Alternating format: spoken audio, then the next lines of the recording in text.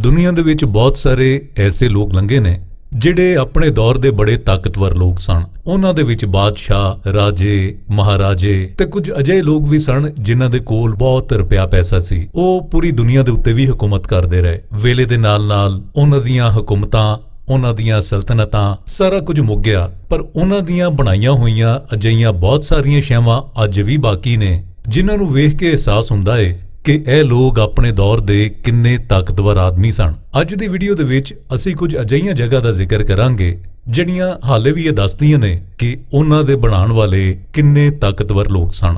ਉਹਨਾਂ ਦੇ ਵਿੱਚੋਂ ਅਸੀਂ ਜਿਸ ਜਗ੍ਹਾ ਦਾ ਜ਼ਿਕਰ ਕਰਨ ਜਾ ਰਹੇ ਹਾਂ, ਪਦਮਾ ਸ਼ਵਾਮੀ ਮੰਦਿਰ ਦਾ ਦਰਵਾਜ਼ਾ। ਪਦਮਾ ਸ਼ਵਾਮੀ ਮੰਦਿਰ ਦੇ ਬਾਰੇ ਦੇ ਵਿੱਚ ਆਖਿਆ ਜਾਂਦਾ ਹੈ ਕਿ ਇਹ ਮੰਦਿਰ ਹਿੰਦੂਆਂ ਦੇ ਭਗਵਾਨ ਵਿਸ਼ਨੂੰ ਦਾ ਮੰਦਿਰ ਹੈ, ਜਿਹਨੂੰ ਕਈ ਸਦੀਆਂ ਪਹਿਲੇ ਇੱਕ ਬਾਦਸ਼ਾਹ ਨੇ ਸੋਨੇ ਦੇ ਨਾਲ ਤਾਮੀਰ ਕਰਵਾਇਆ ਸੀ ਤੇ ਆਪਣੀ ਜਿੰਨੀ ਵੀ ਦੌਲਤ ਸੀ ਉਹਨੇ ਆਪਣੀ ਇਹ ਦੌਲਤ ਮੰਦਿਰ ਦੇ ਤਹਿਖਾਨੇ ਦੇ ਵਿੱਚ ਲੁਕਾ ਛੱਡੀ।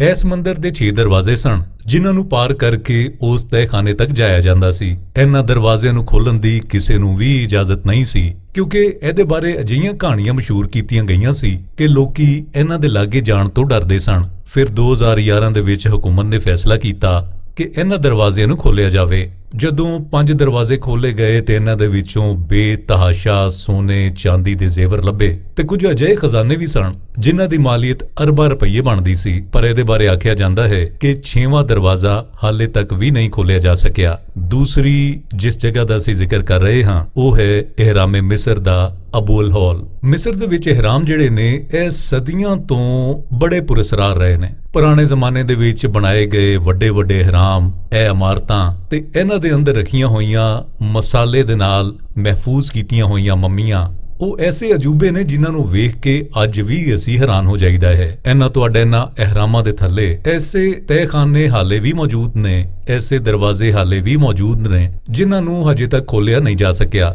ਇਹਨਾਂ ਦਰਵਾਜ਼ਿਆਂ ਦੇ ਵਿੱਚ ਅਬੂਲ ਹੌਲ ਇਹਰਾਮ ਦਾ ਵੀ ਦਰਵਾਜ਼ਾ ਹੈ, ਜਿਹਦੇ ਤਹਿਖਾਨੇ ਦੇ ਵਿੱਚ ਬਣੇ ਹੋਏ ਦਰਵਾਜ਼ੇ ਨੂੰ ਅੱਜ ਵੀ ਖੋਲ੍ਹਣ ਦੀ ਇਜਾਜ਼ਤ ਨਹੀਂ ਹੈ। ਉਸ ਤੋਂ ਬਾਅਦ ਅਸੀਂ ਗੱਲ ਕਰਨ ਜਾ ਰਹੇ ਹਾਂ ਬਾਦਸ਼ਾਹ ਕੰਧ ਦਾ ਮਜ਼ਾਰ। ਬਾਦਸ਼ਾਹ ਕੰਧ ਦਾ ਮਜ਼ਾਰ ਸਿਰਫ ਇੱਕ ਮਜ਼ਾਰ ਨਹੀਂ ਬਲਕਿ ਇੱਕ ਪੂਰੇ ਦਾ ਪੂਰਾ ਸ਼ਹਿਰ ਹੈ। ਸਿਆਣੇ ਆਖਦੇ ਨੇ ਭਈ ਸਦੀਆਂ ਪਹਿਲੇ ਇਹ ਪੂਰਾ ਸ਼ਹਿਰ ਦਫਨ ਹੋ ਗਿਆ ਸੀ। 1973 ਤੋਂ ਬਾਅਦ 2 ਚੀਨੀ ਭਰਾਵਾਂ ਜਿਹੜੇ ਕਿ ਕਿਸਾਨ ਸੀ ਆਪਣੇ ਖੇਤਾਂ ਦੀ ਖੁਦਾਈ ਕਰ ਰਹੇ ਸਨ ਕਿ ਖੁਦਾਈ ਦੇ ਦੌਰਾਨ ਇਹ ਦਫਨ ਹੋਇਆ ਸ਼ਹਿਰ ਕੰਧ ਉਹਨਾਂ ਨੂੰ ਲੱਭਿਆ। ਇਸ ਬਾਰੇ ਆਖਿਆ ਜਾਂਦਾ ਹੈ ਕਿ ਬਾਦਸ਼ਾਹ ਕੰਧ ਦਾ ਜਿਹੜਾ ਮਜ਼ਾਰ ਹੈ ਉਹਦੇ ਲਈ 7000 ਫੌਜੀ ਉਹਦੀ ਰਖਵਾਲੀ ਵਾਸਤੇ ਰੱਖੇ ਗਏ ਸਨ। ਇਸ ਮਜ਼ਾਰ ਨੂੰ ਲੱਭਣ ਤੋਂ ਬਾਅਦ ਇਹਨਾਂ ਦੋਵਾਂ ਭਰਾਵਾਂ ਦੀ ਮੌਤ ਹੋ ਗਈ ਤੇ ਬੜੀ ਦੇਰ ਤੱਕ ਲੋਕੀ ਜ਼ਿੱਦ ਕਰਦੇ ਰਹੇ ਕਿ ਮਜ਼ਾਰ ਦੇ ਉੱਤੇ ਜਿਹੜਾ ਤਾਲਾ ਲੱਗਿਆ ਹੋਇਆ ਹੈ ਉਹਨਾਂ ਨੂੰ ਨਾ ਖੋਲ੍ਹਿਆ ਜਾਵੇ। ਚੌਥੇ ਨੰਬਰ ਦੇ ਉੱਤੇ ਅਸੀਂ ਜਿਸ ਜਗ੍ਹਾ ਦਾ ਜ਼ਿਕਰ ਕਰਨ ਜਾ ਰਹੇ ਹਾਂ ਉਹ ਹੈ ਤਾਜ ਮਹਿਲ। ਤਾਜ ਮਹਿਲ ਦੇ ਬਾਰੇ ਦੇ ਵਿੱਚ ਤੇ ਸਾਰੇ ਹੀ ਜਾਣਦੇ ਨੇ। ਇਹ ਦੁਨੀਆ ਦੇ 7 ਅਜੂਬਿਆਂ ਦੇ ਵਿੱਚੋਂ ਇੱਕ ਅਜੂਬਾ ਹੈ।